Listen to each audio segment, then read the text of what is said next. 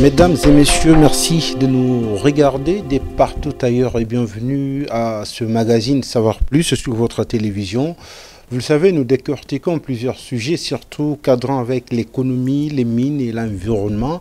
Donc pour ainsi faire un coup de projecteur sur tout ce qui s'est fait sur terrain comme étant un projet pour assurer bien sûr la génération future, surtout en République démocratique du Congo. Vous le savez très bien que l'entrepreneuriat, c'est bien sûr un champ de bataille auquel s'est donné le chef de l'État pour ainsi rassurer le lendemain des jeunes Congolais.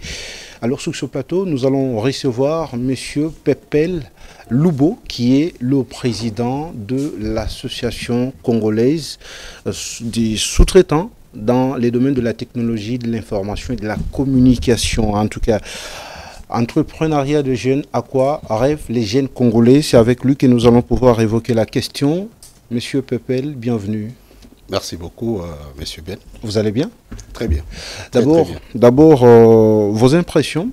C'est vrai, vous êtes dans les domaines des affaires. Oui. L'équipe Souminois, gouvernement tant attendu, est sortie. Oui. Vos impressions? En fait, ça me semble légèrement positif. Je dis légèrement positif parce que jusque-là, je ne peux pas trop polémiquer sur des personnes que je ne connais pas. Oui. Je connais quelques ministres qui ont été reconduits. Et pour des nouveaux, nous, on ne peut que d'abord leur souhaiter les bienvenus. Et nous allons voir comment est-ce qu'ils vont se comporter sur terrain. Mais quant aux autres, je pense que ce soit la première ministre et le chef de l'État, moi je pense qu'ils ont eu du temps en fait à les checker, à faire ce qu'on appelle en anglais c'est les due diligence, vérifier est-ce que ces gens ils vont vraiment porter la vision du chef de l'État dans tout ce qu'ils auront à prendre. Donc voyons voir. Donc pour l'instant on se méfie un peu de beaucoup de commentaires. Voilà. Mais sinon mon impression était quand je regarde surtout le genre qui a été aussi représenté, c'est-à-dire la femme congolaise et surtout les jeunes, ça j'ai beaucoup apprécié. Ah, voilà. Vous avez beaucoup apprécié l'entrance des jeunes. Ouais. C'est vraiment votre domaine. Je vous ai présenté en tant que président fondateur de Acoustique. Acoustique, oui. Association congolaise des sous-traitants en technologie de l'information et de la communication. Ouais. Comment se porte-t-elle l'association? Très bien. Très bien. Très bien. Ça a été créé depuis quand? En fait, Acoustique a été créé en 2019. Depuis 2019, c'est au moment où on avait constaté qu'il y avait déjà la loi sur la sous-traitance. Oui. Et on se disait qu'il était vraiment temps qu'on puisse travailler dans une association pour privilégier le travail en synergie d'abord et de deux, essayer de développer un peu certains objectifs. Tels que le bradage, par exemple, des prix sur les marchés, et qu'est-ce qu'il fallait faire pour aborder le monde de la sous-traitance en RDC. Et voilà, c'est-à-dire il fallait promouvoir aussi l'entrepreneur qui travaille dans notre secteur, qui est celui de la télécommunication. Donc, et ça commence à porter des fruits. Ça commence à porter des fruits avec l'avènement de Félix Tshisekedi qui a en tout cas fait l'ascension de la jeunesse, son cheval de bataille, ou bien ça a été déjà bien avant? Non, mais vous vous souviendrez avec moi que si aujourd'hui on commence à parler de la sous-traitance, bien sûr la loi a existé depuis 2017, mais cette loi n'a pas été mise en application. Vous savez, c'est avec l'apport du chef de l'État, dès qu'il a pris les pouvoirs. Et il a insisté, il a dit qu'il fallait vraiment que cette loi soit mise en application le plus tôt possible. Et c'est comme ça, nous déjà, en 2019, on a commencé à faire quelques conférences, moi notamment, au niveau de Memli. Il fallait parler par exemple sur, là c'était la sous-traitance. C'était des bons sujets qu'on essayait un peu de discuter avec des jeunes entrepreneurs pendant ces temps. Et comment améliorer le climat des affaires. Exactement. Et après, on parlait au fait de l'externalisation d'abord des projets par le biais de la sous-traitance. Vous comprenez? Et pendant cette période, il y a eu beaucoup de conseils. quelques amis me disaient non, écoute, il faudrait que vous puissiez vous réunir au fait dans une association pour rendre en fait votre vision ou votre projet trop puissant. Et c'est comme ça. Plus crédible également sur le terrain. Trop crédible, oui. Alors il fallait formaliser, il fallait réunir des amis qui étaient engagés entrepreneurs, qui étaient déjà entrepreneurs, mais qui travaillaient un peu en silo. Donc, et c'est ça qui m'a poussé au fait à réunir tous ces gens et puis créer Acoustique. Il n'y a pas de sélectivité basée sur des coteries tribales au sein de votre association. Non, non. Il y a eu des remous. Ouais. Dans les chefs de certains jeunes entrepreneurs qui vous accusent déjà de mettre en place une politique de coterie tribale pour intégrer votre association. Non, je ne pense pas. En fait, ça c'est ma première fois d'ailleurs d'apprendre ça. Peut-être vous l'aviez appris chez d'autres personnes, mais sinon avec Acoustique, en fait, nous sommes, je peux même dire, la meilleure association pour l'instant où il y a de l'ordre. On essaie un peu de s'aligner au fait comme des vrais entrepreneurs dans la façon de faire les choses, la façon de réfléchir, la façon de collaborer avec même d'autres corporations, d'autres secteurs. Donc, et c'est pourquoi d'ailleurs je pense que vous aviez été là la semaine passée. Nous avions organisé d'ailleurs une très grande rencontre où nous avons associé non seulement les entrepreneurs qui travaillent dans les secteurs de télécommunications, et nous avons associé nos amis qui ont des corporations dans les secteurs miniers, par exemple. Il y a eu des gens qui sont dans les secteurs de l'agriculture. Il y a eu d'autres qui sont dans les secteurs des brassicoles, ainsi de suite. Donc, tout ça, ces échanges, normalement, ça pouvait concerner que les entrepreneurs qui travaillaient dans les secteurs des télécommunications. Mais hélas, on s'est dit que les sujets ou les thématiques de ces jours-là pouvaient intéresser aussi les autres pour essayer de créer une grande force ensemble. Donc il n'y a pas de tribalisme. L'association est composée de tout entrepreneur, de tout genre, quel que soit sa province d'origine. Sans obédience Non. Tout ce qu'il faut, même vous, si vous étiez au fait entrepreneur et que vous travaillez en silo, ou peut-être si vous étiez bien sûr seul, je pouvais juste vous demander de compléter la fiche d'adhésion, c'est gratuit. Et là, vous pouvez adhérer. Nous allons juste checker si vous êtes réellement une entreprise des droits congolais à capitaux majoritairement congolais. Et ça, c'est ça même l'exigence que notre loi sur la sous-traitance exige. Donc voilà, c'est juste un peu ça. Alors, dites-nous, avec tout ce que vous menez sur terrain comme conférences que vous tenez, vous organisez à travers le pays parce qu'on vous suit quand même de près, comment cela arrive à booster l'économie congolaise ? Ok, et moi je ne pourrais pas parler d'abord de l'économie congolaise sans pour autant parler de la vision qui a été mise en place par son Excellence Monsieur le Président, Félix-Antoine Tshisekedi. Il a mis en place quelques structures pour accompagner les entrepreneurs. Vous vous souviendrez avec moi que dans d'autres pays où, je peux dire des pays qui sont développés, actuellement, ce n'est pas la politique au fait qui est au-dessus. Qui prime, voilà, ils ne tiennent pas la primeur. C'est ça. Mais tu vas te rendre compte que, je prends le cas de l'Afrique du Sud. Quand vous y allez, vous allez trouver que ce n'est pas la politique qui prend la primeur, mais ce sont des entrepreneurs, ce sont des entreprises qui prennent l'économie du pays. Et quand vous allez par exemple au Kenya, on va vous dire que ce sont des entrepreneurs au fait qui prennent pratiquement le 44% de l'économie du pays nationale. Et moi, je voudrais juste saluer, c'est pourquoi je salue cette vision du chef de l'État qui pense que d'ici là, nous pouvons arriver à l'indépendance économique. Et cette indépendance... Et vous y croyez aussi? J'y crois. J'y crois. Cette indépendance économique ne va pas venir toute seule.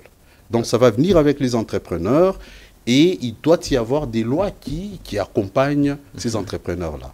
Je peux te dire par exemple, depuis le mois passé, si je ne me trompe pas, il y a eu un arrêté ministériel du ministère de l'entrepreneuriat et PME qui a créé une commission qui doit travailler sur la rélecture de la loi sur la sous-traitance. Parce qu'on sait que cette loi a quelques failles. Donc, pour la rendre trop dynamique et effective, il fallait qu'on puisse passer à la rélecture parce qu'il y a eu plusieurs observations que ce soit au niveau des entreprises principales, c'est-à-dire les entreprises qui sous-traitent, au fait, les sous-traitants congolais.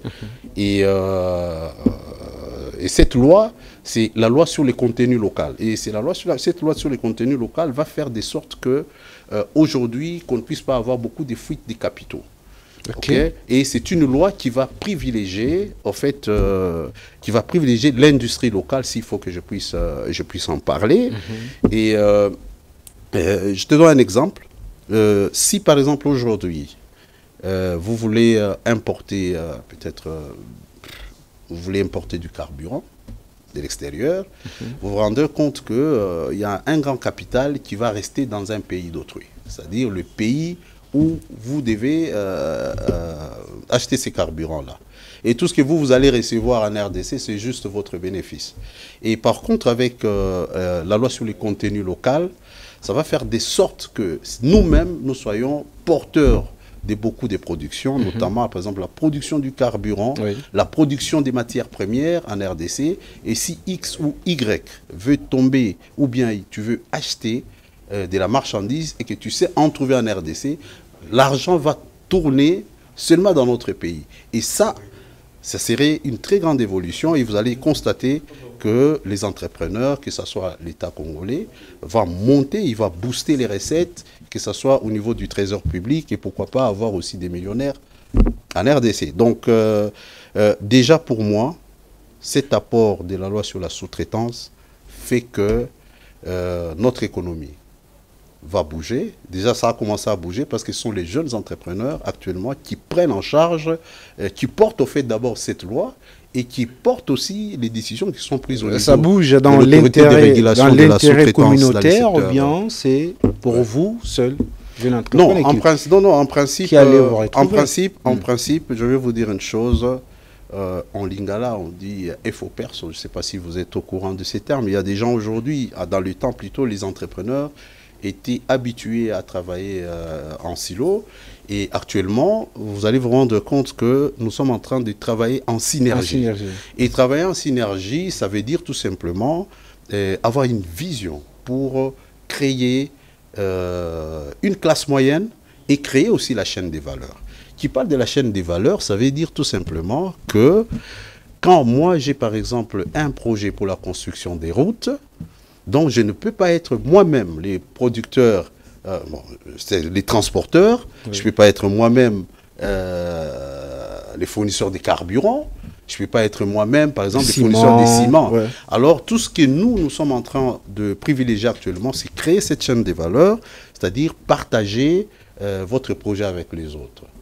Donc déjà, pour vous répondre à votre question, ça ne sera pas une question de moi-même, mais ça sera une question de toute une corporation d'entrepreneurs congolais. Donc voilà un peu ce que je voulais un peu vous expliquer sur ces points-là. Dites-nous les relations entre vous, parce que nous avons suivi vos membres du côté Kolwezi, dans la province du Lualaba, qui s'était insurgé contre les comportements de la FEC. Est-ce que votre association veut combattre les missions de la FEC ou bien vous devez vous rallier derrière la FEC? D'emblée, bon, moi je sais que c'est une question qui a été résolue par le ministre de l'entrepreneuriat et des PME. On vous la pose parce que vous êtes le président. Exactement, mais écoutez, cette situation de la FEC, nous d'abord quand on a créé notre corporation en 2019, on n'avait rien à faire avec la FEC. Jusqu'à aujourd'hui. Bon, une association à part entière. Pour moi, je pense que d'abord la FEC, vous devez savoir que c'est un patronat qui a existé depuis, je crois, 1972. Dans le temps, on parlait de la NESA et tout. Et après, vous avez vu tout ce qui s'est passé. Tous les grands entrepreneurs, que ce soit des entrepreneurs à capitaux étrangers et les entrepreneurs à capitaux congolais, ils se retrouvent dans la FEC. Donc, c'est pour vous dire que la FEC aujourd'hui, en fait, de par son expérience, son existence, la FEC c'est une référence au fait des diverses corporations que l'on peut dire en RDC, mais hélas, dans le temps, la FEC, on sait que la FEC avait les monopoles. mais actuellement, avec l'apport ou le réveil de l'entrepreneuriat en RDC, vous avez trouvé qu'il y a actuellement plusieurs corporations qui se sont créées dans les secteurs divers, notamment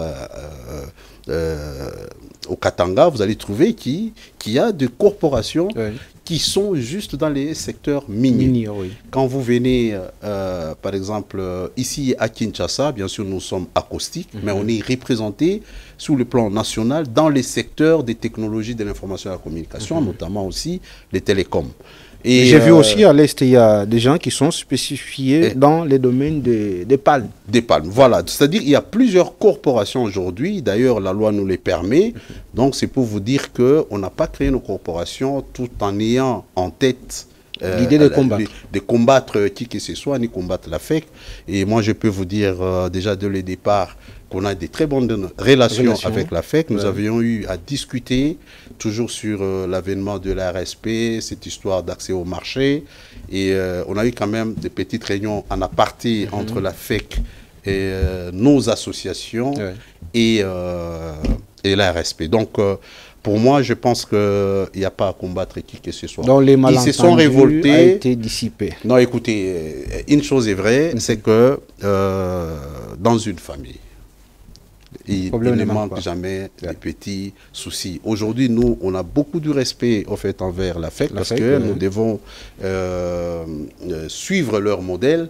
Mais il y a eu un couac juste au moment où, je pense, la RSP avait publié la liste des entreprises qui devaient en fait, prendre en main le contrat à TFM, c'est-à-dire des contrats qui ont été annulés par la RSP. Et je ne pense même pas que c'est la RSP qui avait commencé, mais c'était la FEC qui avait écrit que la décision, par exemple, en fait, la RSP n'a pas respecté en fait, la procédure. La procédure, ou non, pas la procédure, mais leur protocole. Parce qu'il y a un protocole d'accord entre la FEC et la RSP. Et ils voudraient tout simplement faire un rappel, mais malheureusement, ça a été mal perçu. Aussi par nous qui sommes des jeunes entrepreneurs, nous sommes dit, mais et là, si la RSP, qui est une structure qui a été mise en place par le gouvernement pour que les jeunes entrepreneurs puissent avoir accès au marché et qu'il y a une autre, je ne peux pas parler de la corporation, mais il y a une autre structure comme la FEC qui s'est dit que non, il fallait qu'ils aient un droit de regard sur la liste que la RSP devait envoyer. Moi, je pense qu'il y avait eu une incompréhension parce que nous avons aussi approché la RSP. D'ailleurs, on est en contact permanent juste pour nous rassurer que oui, mais c'est pour cela qu'ils nous dit vous êtes beaucoup plus soudoyé par la RSP. C'est vrai que vous vous retrouvez dans ces missions. Nous, on ne doit pas être... Attention, il faut bien utiliser les termes, pas soudoyer. C'est les communs de mortels. En fait, aujourd'hui, la RSP... Ils pensent que tout ce que vous faites, c'est la RSP qui vous dicte. Non, pas du tout. Pas du tout. Pas du tout. Voilà. Regardez-moi en face, si j'ai l'air de quelqu'un qui peut être manipulé. Aujourd'hui, si nous sommes vers la RSP, on ne regarde pas la RSP en tant que... ou regarder les principaux gestionnaires de la RSP qui est le DG Miguel Cachal. Mais nous regardons la structure ARSP qui a été mise en place pour accompagner les entrepreneurs.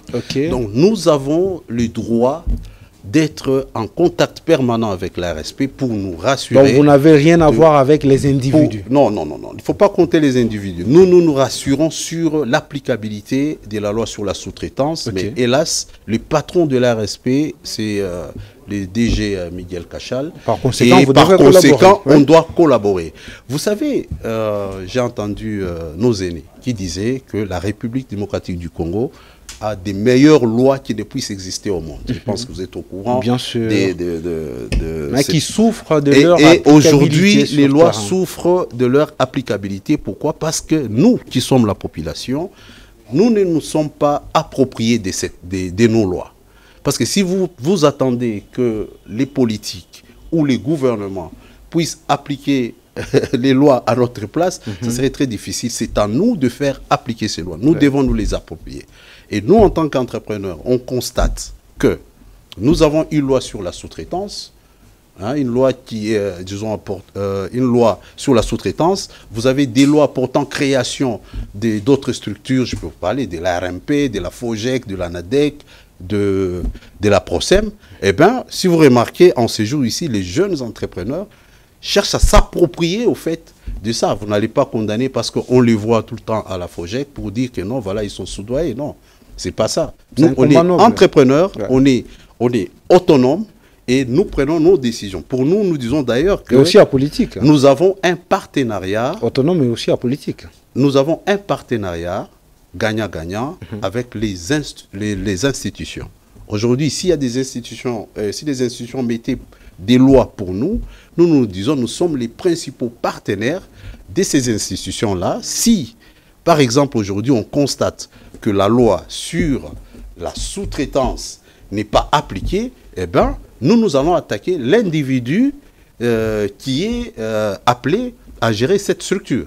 Mais si cette personne est en train de bien faire les choses et nous voyons qu'il y a des ouvertures, des marchés surtout, c'est ce que nous cherchons, et quelqu'un qui cherche à faire appliquer la loi, donc nous l'encourageons et nous pouvons aussi relayer même ces actions.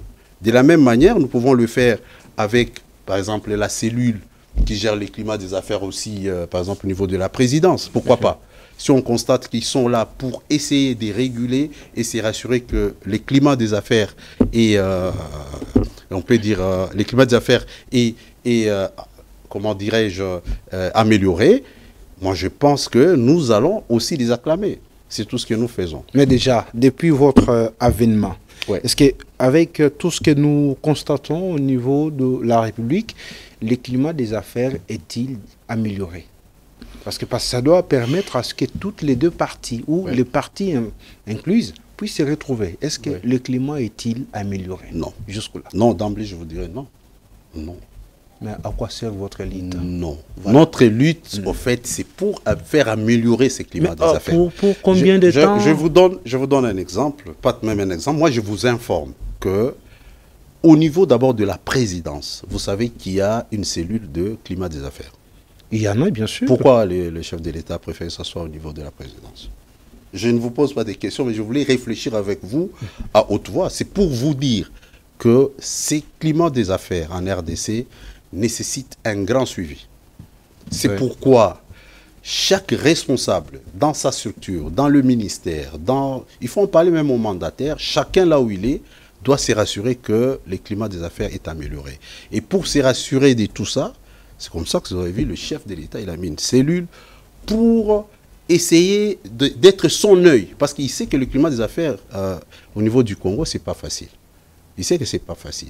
Je vous donne un exemple. Aujourd'hui, le chef de l'État, quand vous l'avez suivi pendant sa prestation de serment, il avait dit en première position, sur ces 6 objectifs, qu'est-ce qu'il a dit? La création de l'emploi, en première position.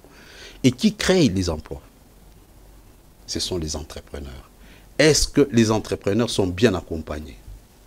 Rassurez-vous que vous suivez les structures comme la FOGEC, l'ANADEC, la PROSEM et l'ARSP.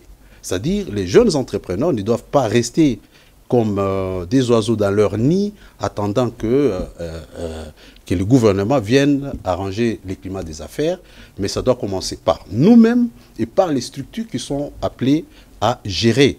Si tu veux créer une entreprise aujourd'hui, je t'ai dit, il y a 6 ans, ou avant que le chef de l'État ne puisse prendre le pouvoir, on pouvait créer une entreprise dans moins d'une semaine. Aujourd'hui? Aujourd'hui, on ne sait pas combien de temps ça fait. Vous êtes en train de courir derrière des petits commissionnaires, tout simplement pour créer de l'emploi. Et ça, c'est un problème que moi, d'ailleurs, j'en profite pour dénoncer cela. S'il y a un responsable, les responsables, par exemple, du guichet unique, il doit nous dire qu'est-ce qui ne va pas. On a parlé de 3 jours, vous avez votre entreprise. Exactement. Ça, c'est sur papier. Quelqu'un qui est à Kolwezi, ou Kolwezi, c'est encore une ville. Moi, je dis quelqu'un qui est à Manono, il veut créer une entreprise. Il fait quoi?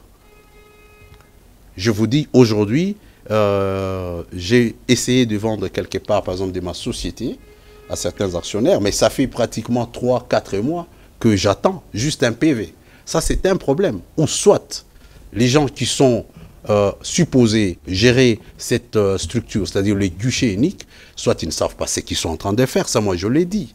Je l'ai dit tout haut. Nous constatons qu'il y a des gens qui sont en province, qui doivent créer des entreprises. Ils viennent ici à Kinshasa. Des fois, on a des avocats, on a tous ces gens-là derrière. Et ça vous prend beaucoup de temps. Et alors que la République nous donne cette opportunité où tu peux créer une entreprise dans moins d'une semaine.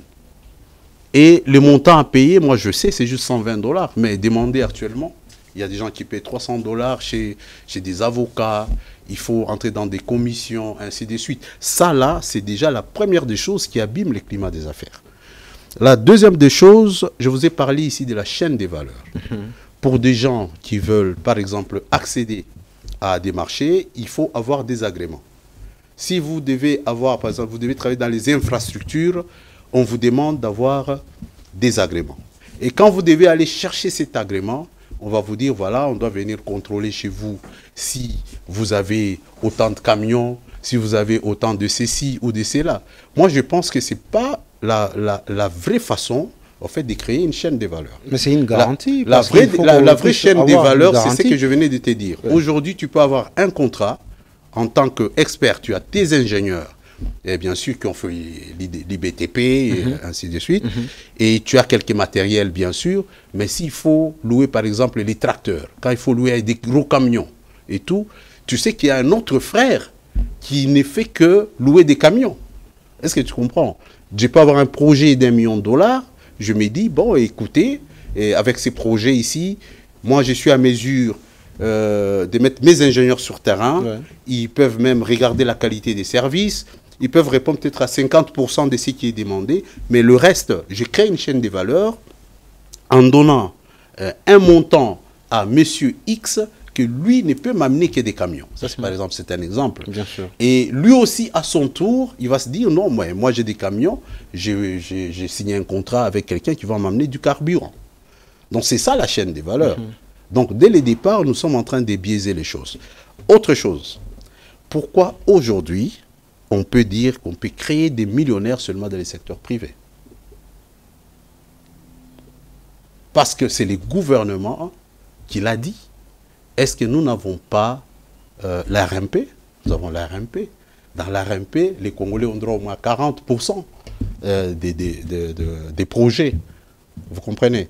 Mais quand vous voulez que le pays puisse avoir des millionnaires sur les multinationales, mais que fait le gouvernement? Le gouvernement lui-même devait être d'abord un exemple, au fait, pour créer des millionnaires. Parce que le gouvernement fait des grands projets, des millions et des milliards qui sortent. Donc pour moi, on devait commencer par les secteurs publics avant d'arriver au secteur privé. Mais c'est que le gouvernement reproche également aux entrepreneurs congolais qui ne sont pas fiables. Ça aussi, on peut vous accorder des projets des 3 millions de $, oui, mais vous n'êtes pas en mesure de produire. Je vous pose une question. Vous avez déjà participé à une conférence où les gouvernements, ou je peux dire une structure publique qui veut donner le marché aux Congolais, on dit que les Congolais ne savent pas faire. Mais on l'a vu avec Beseko. Avec Beseko. Beseko a donné des marchés, a invité certains entrepreneurs, mais qui n'ont pas été capables, bien sûr, de livrer ces projets-là à la date prévue. Non, écoutez. Ça, c'est un problème. Quand on rend... À votre niveau, entrepreneur congolais. Non, attention, quand on lance les appels d'offres, il y a certains critères au fait à respecter. Donc, moi, je peux vous dire, au lieu de condamner les entrepreneurs congolais, il faut condamner les donneurs des marchés parce que, oui, je vous dis, parce qu'il a mal fait la sélection. Parce que les problèmes, je te donne. Aujourd'hui, tu peux créer, moi je me dis toujours, aujourd'hui, quand moi j'ai mon entreprise, je me rassure que les gens que j'emploie sont des gens qui ont été interviewés, sont des experts qui vont m'être utiles dans mon entreprise. Sinon, tu vas te retrouver en train de faire leur travail. C'est la même chose. Aujourd'hui, vous êtes patron, par exemple, d'une société qui veut donner un projet aux Congolais, et ce que vous faites, c'est remettre le marché à tes amis qui n'ont pas d'expertise. Et au finish, on n'arrive pas à donner les résultats. Parlons de l'expertise, notamment dans notre secteur de technologie, où je vais parler du télécom en particulier. Là aussi, il y a beaucoup de choses.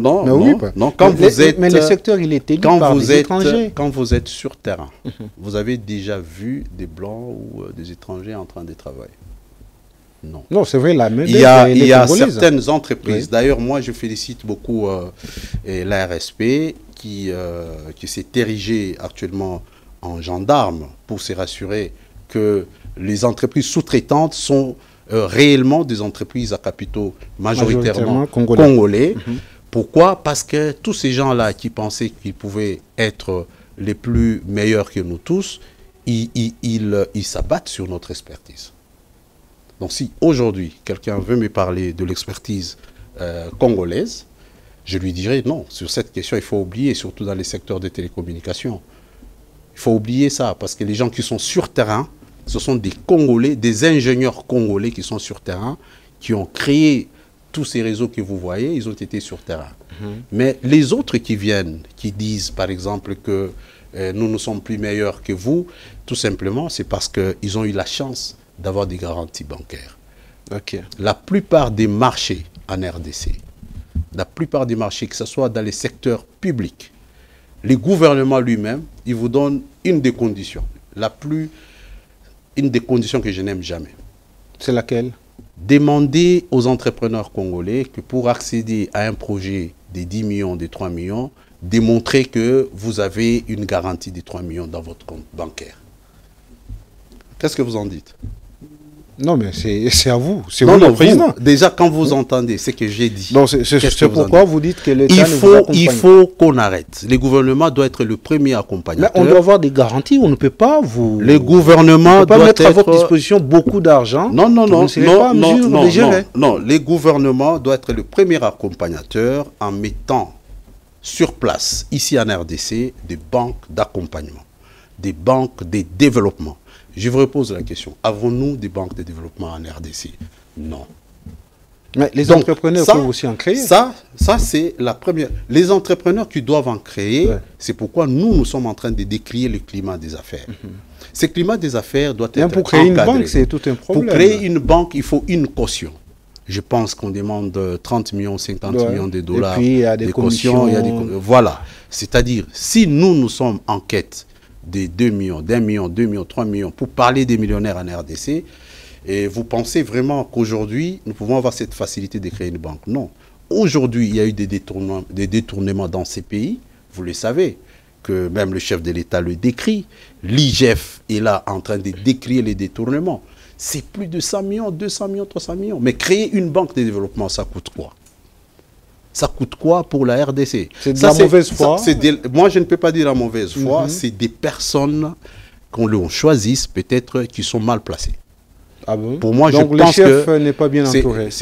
Moi, je peux vous le dire. À 90%, il n'a pas été bien entouré.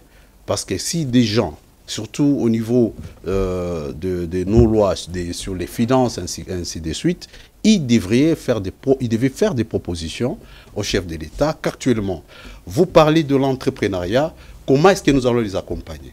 Le chef, il a fait tout pour mettre en place quelques structures qui accompagnent ces entrepreneurs, mais hélas, les domaines de finance, le financement des projets n'est pas respecté. Et pour vous dire que les autres, ils ont eu la chance d'avoir dans leur pays certaines banques qui sont prêtes qui sont prêts à les accompagner dès qu'ils présentent le contrat ou dès qu'ils présentent les opportunités. Et quand ils arrivent chez nous, ils s'érigent, je m'excuse d'utiliser ces termes, ils s'érigent en commissionnaires. En commissionnaire, pourquoi? Ils s'amènent non pas des matériels, ils n'ont rien, mais ils amènent juste leur garantie bancaire. Et la République, ou dans les secteurs, que ce soit les secteurs publics et privés, nous sommes à mesure de donner des marchés à des personnes comme ça. Et pour finir, ils font de la sous-traitance. Et non seulement la sous-traitance, ils en profitent aussi pour créer leur filiale afin de commencer à exécuter les travaux. Attends, je vais vous dire, par exemple, dans la loi sur la sous-traitance, nous avons, au fait, pas nous, mais elle catégorise, au fait, 3 niveaux des donneurs d'ordre.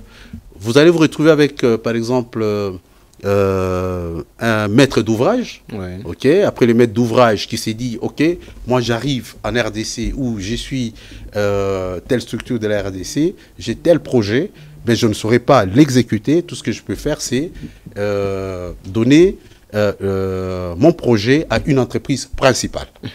Et les entreprises principales vont mobiliser certaines ressources, notamment, vous avez des ressources financières, des ressources humaines qui sont là peut-être pour la supervision et aussi les ressources entre guillemets matérielles parce qu'ils n'ont pas suffisamment de matériel. Et ces derniers, c'est eux qui sont appelés à faire la sous-traitance, à sous-traiter au fait des entreprises congolaises à capitaux majoritairement congolais. Pourquoi je dis ça? Il n'y a que ces types d'entrepreneurs qui sont éligibles à la sous-traitance, tout simplement parce qu'ils ont soit le 100%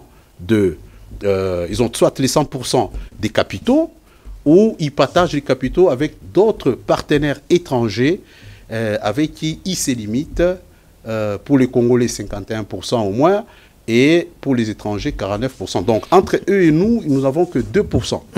Vous comprenez? Merci. Donc voilà. Pepel Lubo.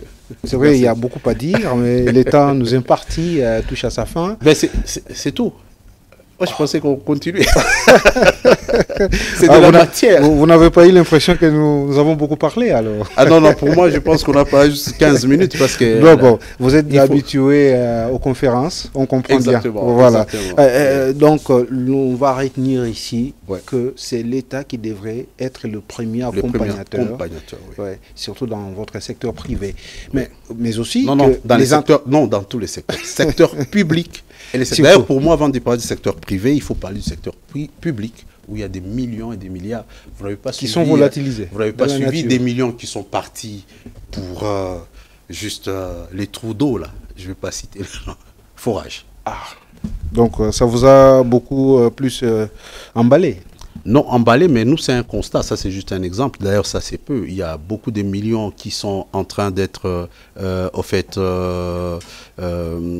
orientés vers des entreprises étrangères. Moi, je pense que les nouveaux DG de l'ARMP, s'il faut parler du secteur public, que moi d'abord je lui souhaite le bienvenu, et je pense qu'avec la mauvaise expérience que nous avons en RDC, il sera à mesure de réajuster les tirs et se rassurer que à chaque fois qu'il y a deux marchés, qu'il se rassure que les Congolais là-dedans avant de poser son avis de non-objection. Voilà. Il faut que l'État arrive à créer également des banques de développement pour accompagner les entrepreneurs. Exactement. Congolais.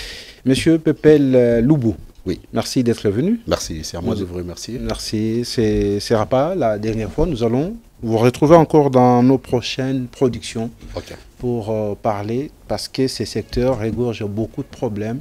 Il faut toujours à chaque fois informer le public. Exactement, merci. Mesdames, Messieurs, vous étiez nombreux. Nous vous disons merci de votre indéfectible attachement et passez une bonne suite de la programmation de nos émissions. À tout à l'heure.